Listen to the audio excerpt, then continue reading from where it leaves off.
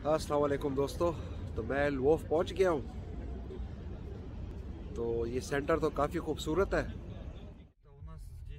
दोस्तों, इस शहर को मुख्तलिफ नामों से पुकारा जाता है और इसकी वजह इसकी हिस्ट्री है।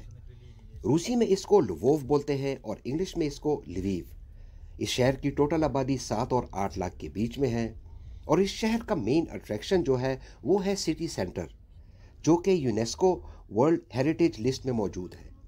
इस शहर को आबाद किया गया था 5वीं सेंचुरी में और ये शहर यूक्रेन का 7वां बड़ा शहर है।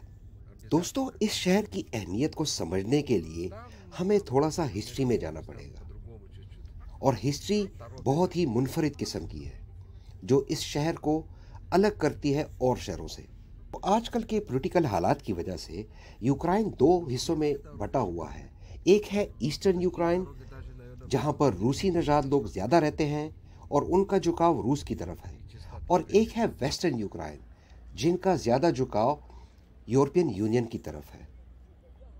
और अब ये ऐसा क्यों हुआ है, तो इसके लिए हमें बहुत ही ज़्यादा पीछे जाना पड़ेगा और ये एक अलग से टॉपिक है। लेकिन मैं आपको हिस्ट्री के चंद मेन पॉइंट्स बताता हूँ कि आपको इस कन्फ्लिक्ट की वजह समझ में आ जाए। इस खित्ते में जितने भी ममालिक हैं, हिस्ट्री में उनका बॉर्डर कभी भी एक जैसा नहीं रहा। यूक्रेन पहले पोलैंड के कब्ज़े में था, उसके बाद जर्मनी के पास चला गया। इससे पहले ये हंगरी के कब्ज़े में था। तो पहली जंग अज़ीम के बाद सोवियत यूनियन और जर्मन के बीच में मुआहदा हुआ और उन्होंने ये कंट्री सोवियत यूनियन के हवाले कर दी। 1909 में एक बंदे की पैदाइश होती है जिसका नाम बंदेरा स्टेपान होता है। ये आगे चल के यूक्रेन की हिस्ट्री को ही तब्दील कर देता है। दोस्तों, बंदेरा इंतहाई ही कंट्रोवर्शियल किस्म का बंदा था। उसको बाज़ लोग कहते हैं कि वो एक टेररिस्ट था और बाज़ लोग कहते हैं कि वो एक नेशनलिस्ट हीरो था। दोस्तों, इस बंदेरा के बारे में घंटों बात हो सकती है, लेकिन हम आते हैं अपने पॉइंट की तरफ। तो बंदेरा ने इसी शहर लवोव में इंजीनियरिंग यूनिवर्सिटी ख़त्म की और यहाँ पर ही इसने अपना टेररिस्ट ऑर्गेनाइजेशन, आप उसको कह सकते हैं, या अपना एक नेशनलिस्ट अल्ट्रा नेशनलिस्ट का ग्रुप बनाया। और आहिस्ता आहिस्ता वेस्टर्न यूक्रेन में वो बहुत ही ज़्यादा पॉपुलर हो गया। उसने अपनी एक्टिविटीज़ पोलैंड के ख़िलाफ़ भी शुरू की, क्योंकि वेस्टर्न यूक्रेन उस वक्त पोलैंड के अंदर था। और इसने सोवियत यूनियन के ख़िलाफ़ भी जद्दोजहद शुरू की, क्योंकि ईस्टर्न यूक्रेन वो रशियन के साथ था।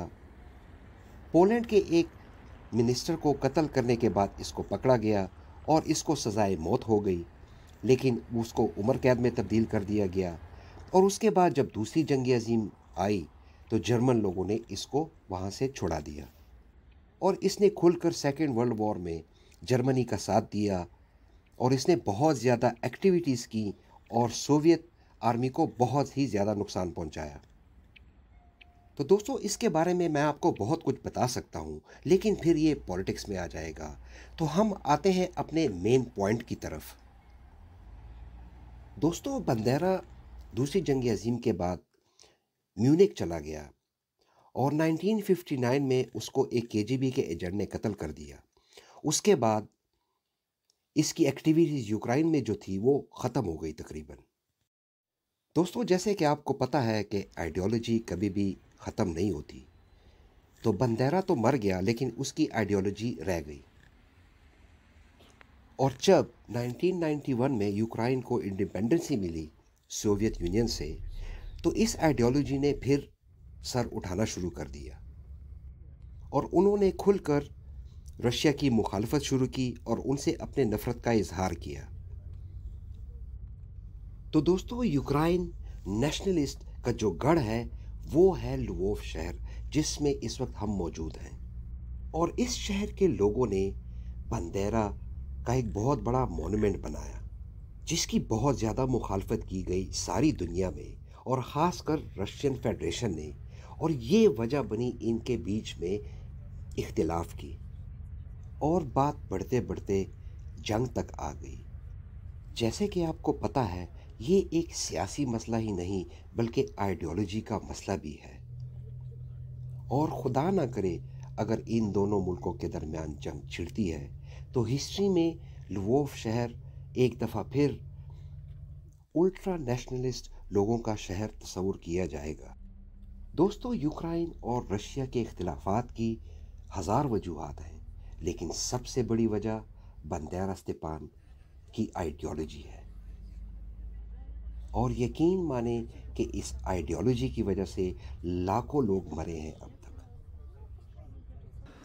अस्सलाम वालेकुम दोस्तों, एक दफ़ा फिर मैं इस वक्त लवोव में मौजूद हूँ। यहाँ पे ये आफ्तो वक्ज़ाल इसको बोलते हैं, बस स्टेशन है। अब मैं वो अपने दोस्त का इंतज़ार कर रहा हूँ, वो अभी आएंगे बेलारूस से, तो मुझे यहाँ से उठाएंगे। रात के इस वक्त 3 बजे हैं, तो आगे फिर तकरीबन 4 घंटे का रास्ता है। तो देखें जी, यहाँ पे बर्फ़बारी शुरू हो गई, दिखाता हूँ।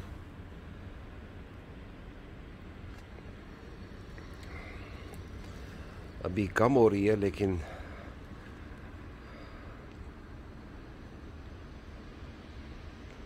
तो ये इनका बस स्टेशन है, फजूल किस्म का। तो मैं तो कल काफ़ी जल्दी आ गया था, रात को 6 बजे पहुंच गया था शाम को। फिर घूमने निकला वहाँ पे शहर। उसके बाद यहाँ पर ही एक होटल था ऊपर, मैंने उसमें कमरा लिया, तो काफ़ी सस्ता पड़ा 6-7 घंटों के लिए। तो थोड़ी सी रेस्ट की है, तो अभी मैं तैयार हूँ। अभी वो उन्होंने फ़ोन किया था, अभी मुझे तकरीबन 10-15 मिनट में वो पहुँच जाएंगे।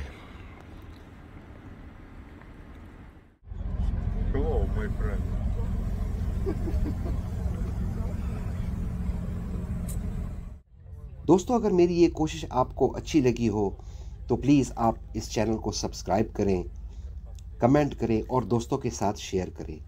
अल्लाह आपको अपने हिफ्ज़-ओ-अमान में रखे।